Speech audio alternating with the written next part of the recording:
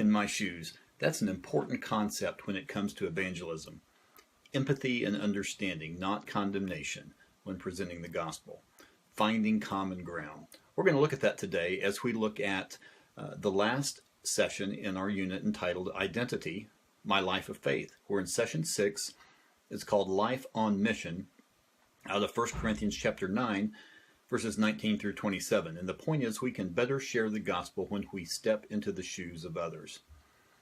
Now, this is a familiar passage. It's where Paul says to the Jews, I became a Jew. To those under the law, I became as one under the law. To those who are weak, I became weak. I became all things to all people in order that I might save some. So what he's saying here is that when he's talking to a Jew, he didn't say, here, enjoy a ham sandwich while I tell you about Jesus. No, he didn't do that. He respected the customs of those to whom he was witnessing.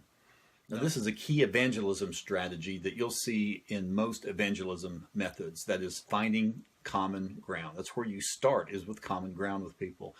Paul did this also over in Acts chapter 17 when he was at Athens at the Areopagus, and he came across this statue to the unknown God, and he said, you got these statues to all these gods around here, and then you got this one to this unknown God.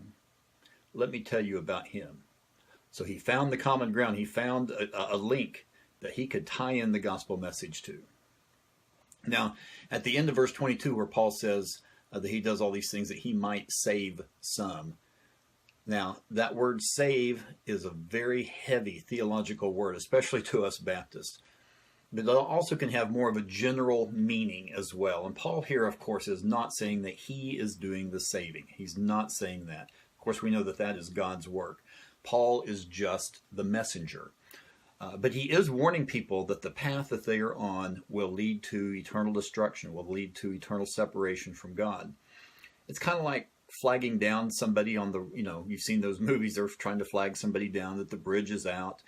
And if the person in the car heeds the messenger's warning, they are saved. The messenger saved them from destruction. And Paul here is just the messenger of God's grace and God's saving love that he has for people. We get down to verses 24 through 27, and as Paul likes to do in several other places in his letters, he uses athletes and athletics to illustrate his point. And the thought is here that we need to run the Christian life with the same intensity, the same determination, the same purpose that an Olympic runner has in a race. It's called a 100-meter dash. It's not called a 100-meter mosey, right? This determination that we need to have, it requires discipline. It requires training. It means denying ourselves things that are legal, that we can do, but we give up those rights in order to win the race. Now, the Christian race, of course, as we know, it has eternal consequences. It has eternal rewards, whereas a foot race merely has temporary fame and rewards. We get down to verse 27 where Paul says, I myself will not be disqualified.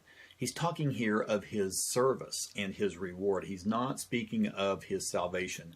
He's secure in his salvation. He's not going to lose that because salvation is free and it's by grace. It has nothing to do with the works that a person does. However, rewards are earned.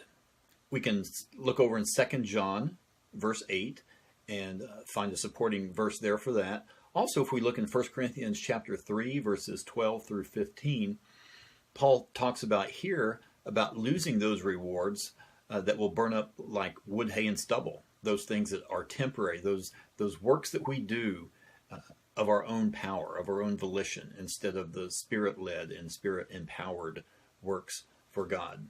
Now, in all of these things that we've talked about so far, Paul re-emphasizes what he has said, in other places, and what Jesus exemplified, and that is to be humble, to consider others' needs above your own. So we did have a good trip to South Carolina. The trip was too long. The journey was too long, but the time there was way too short. We certainly enjoyed seeing my daughter and the two grandsons this last week.